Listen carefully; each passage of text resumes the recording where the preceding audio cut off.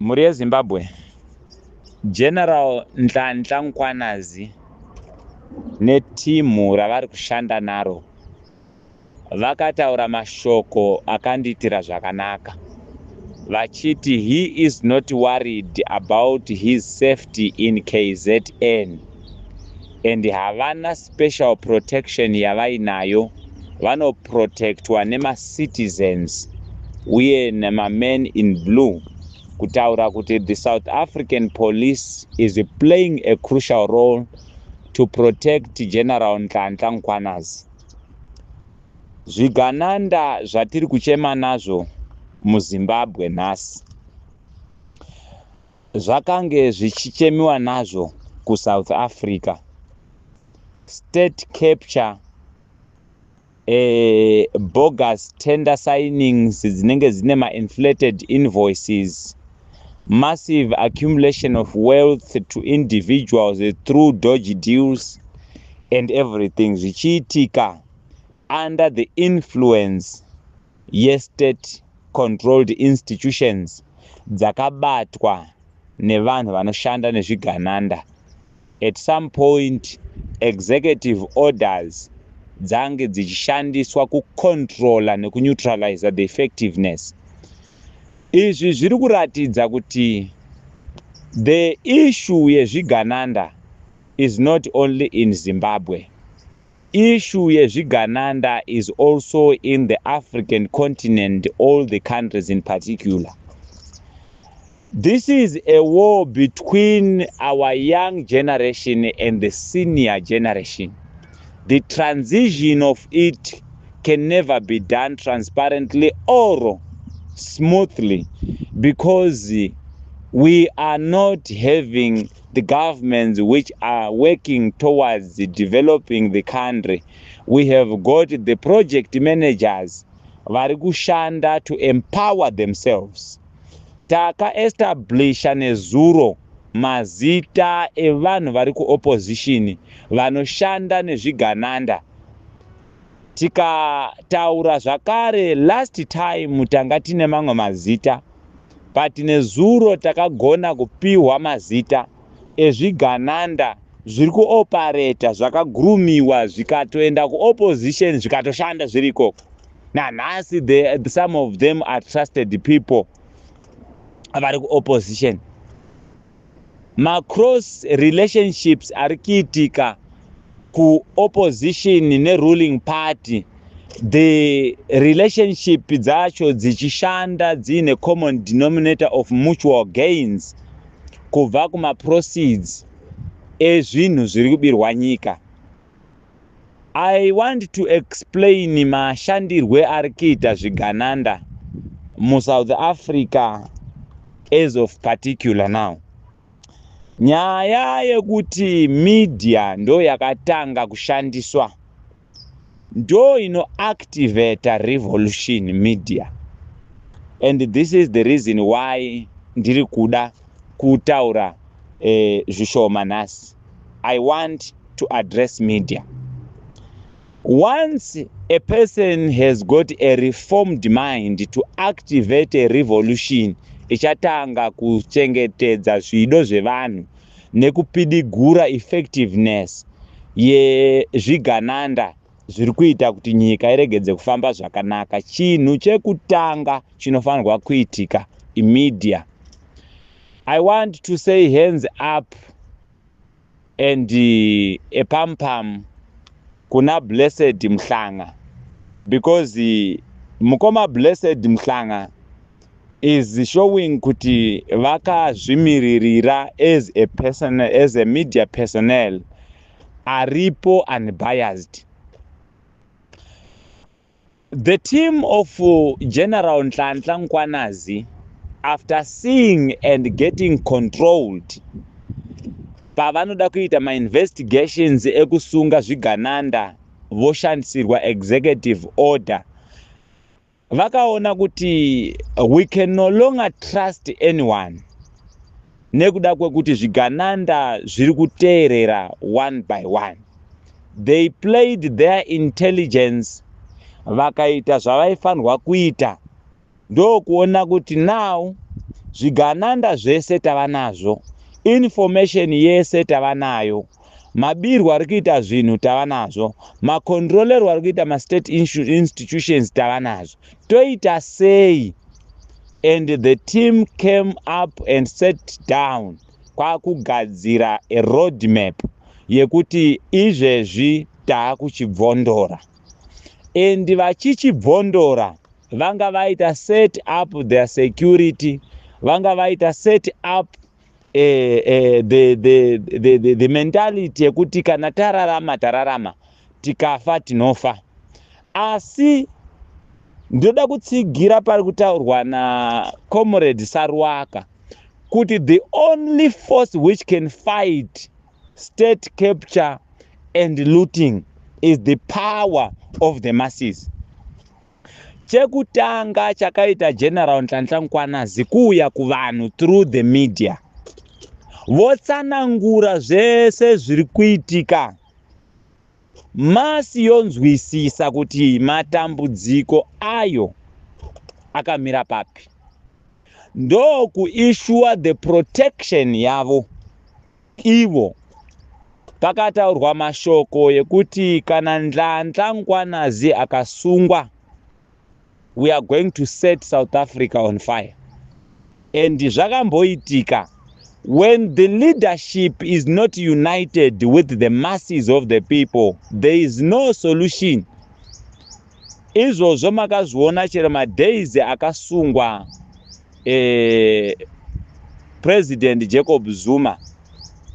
South Africa was on fire, massive looting throughout the country ikaitika. And the very same power of the masses was used to actually say hands off to our general. Toda kutaura chinhu hwani chatoda kutaura panapa. Mamiriro akaita zvinhu muSouth Africa nemamiriro akaita zvinhu kuZimbabwe. South Africa is better because employment rate irimo iri nani, banking system irimo iri nani, mikana irimo iri nani. Ndo saka vazhinji vachibuda vachienda kunzvimbo iyoyo. But vakutonzwa impact yezvigananda. Musiyano uripo ndewekuti isu semhuri yeZimbabwe, nyaya yezvigananda tiri kuitaurira kuti tidhile nazvo here kana kuti tiri kuitaurira kuvaraidzana. Ndava hatigoni kufokasa the power tisati tafokasa muzvigananda.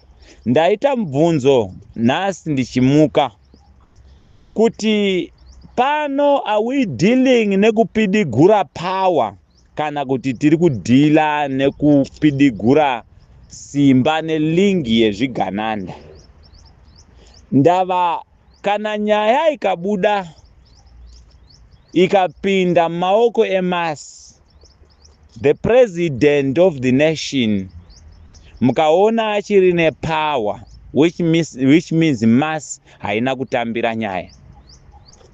Hakuna munhu anofanirwa kukupai command yezvekuita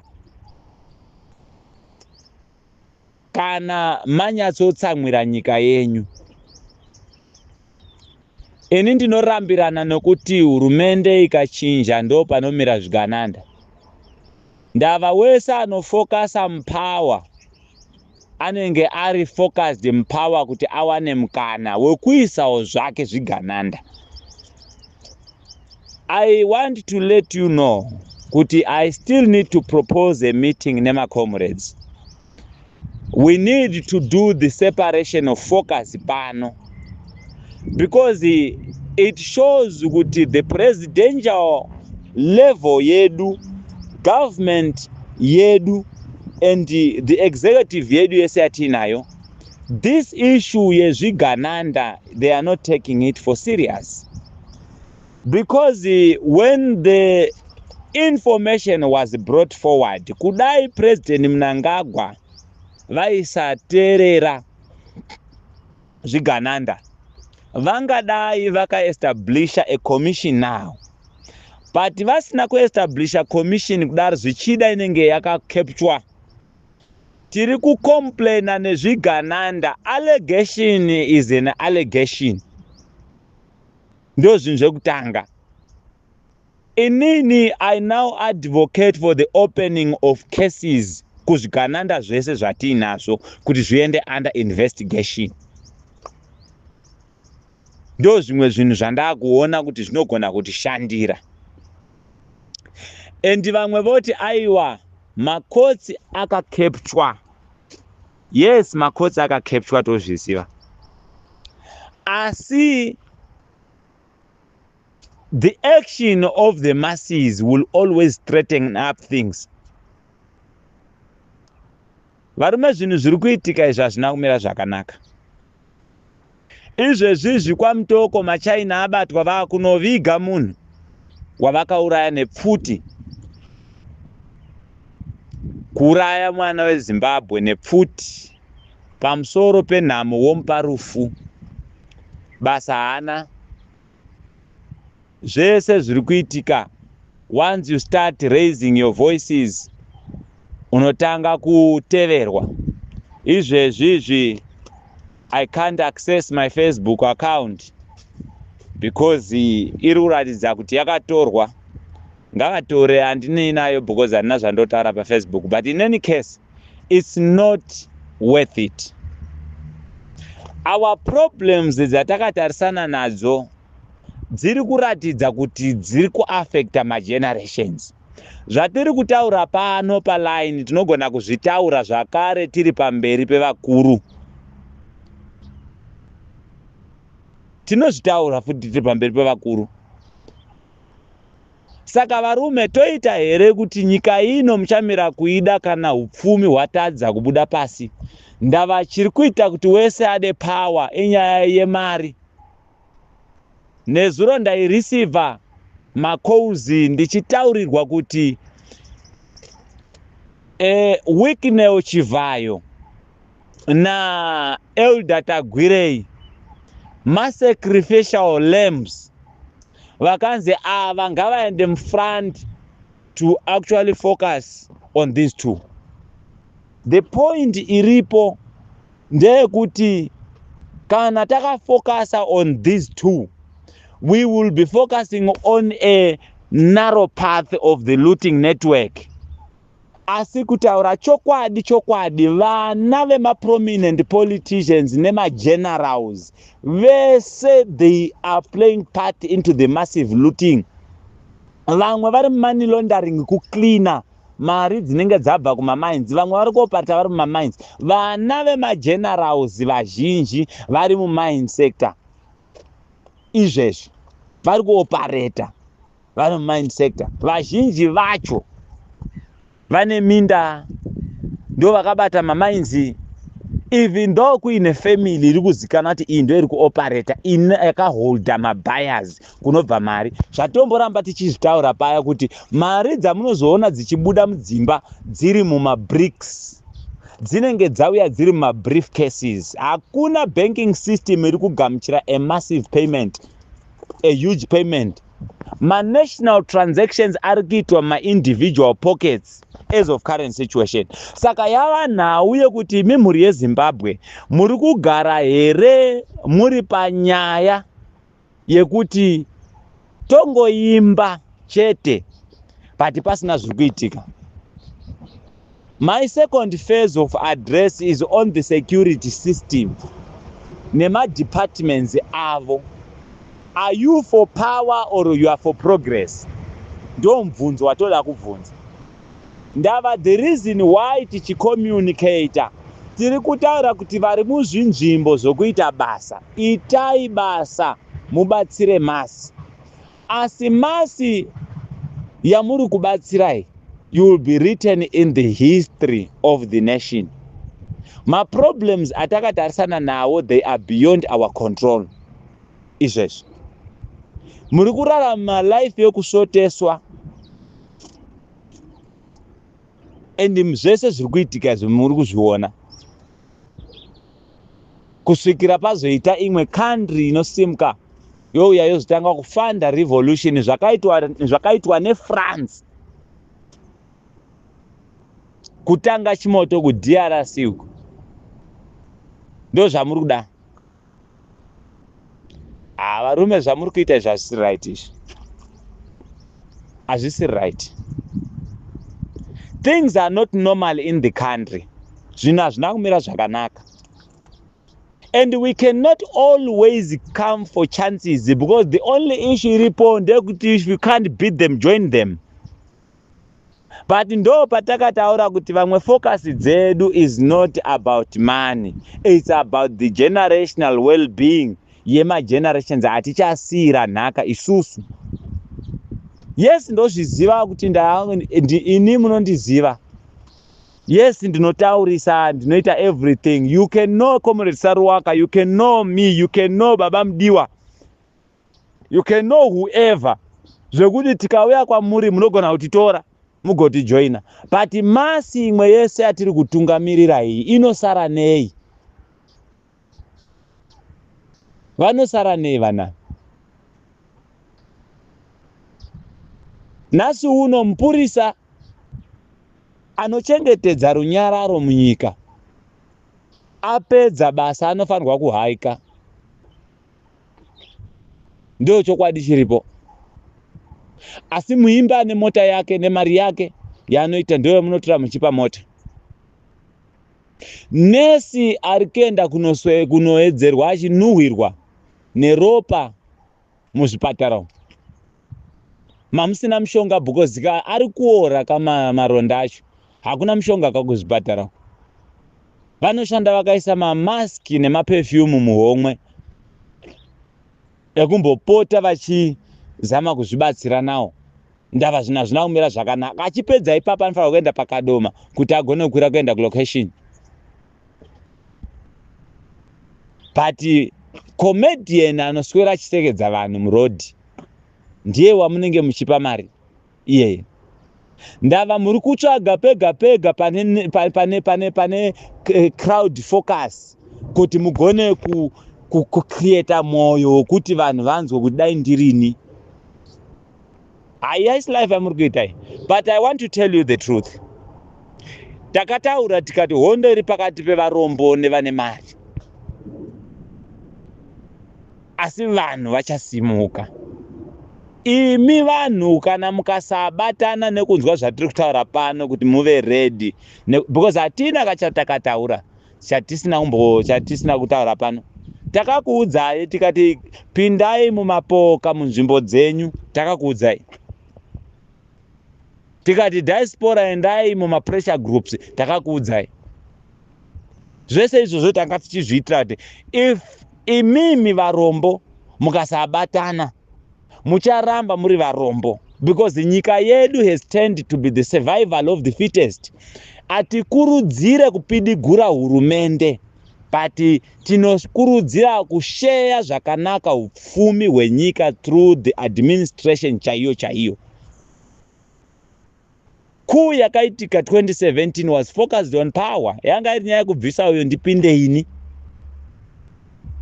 Network yese yanga iri pa previous administration ikadzingirwa kunze. Ndio saka vana Jonathan Moyo vari kunze, ndio saka vana Kasuku era vari kunze, vana Muzembe kungodzoka kuwira mukana wameshumba and everything. Vapinda the new administration vanga vari ku Switzerland vana Mutuli Ncube vavazidzoka vana Kazembe vakabva vanzi uyai nyika ino yanaka because yava yedu nevamwe vanga varipo. Mamwe maconvict akambenge achinzi haakwanise kubata ma-public offices. They are operating, controlling the public offices and public institutions. Vana Chivayo havatenderwa kuoccupy ma-public offices because vane ma-criminal records but vari kuoperate vari ma-parallel structures vachifamba vane amabhiera wapresident. Ndo zviripo. Tiri create ma-parallel structures for ED syndrome. Ministry of Education inonyimwa mari yekuti ioperate ministry zviri soft but teachers for ED inenge ichipuwa 500,000 yekuti ma-affiliates eTeachers for ED ndo ma-beneficiaries including ma-chairpersons acho. Ndo mamiriro aita nyika yedu.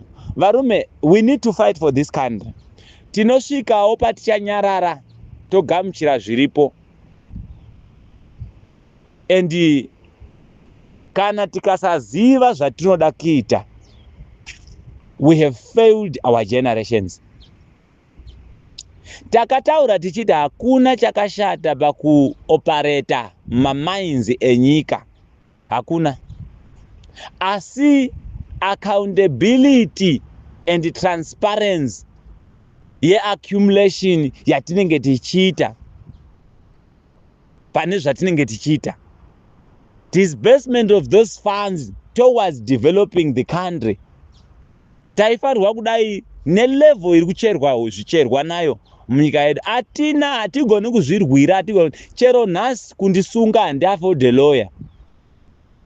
I don't even afford a lawyer.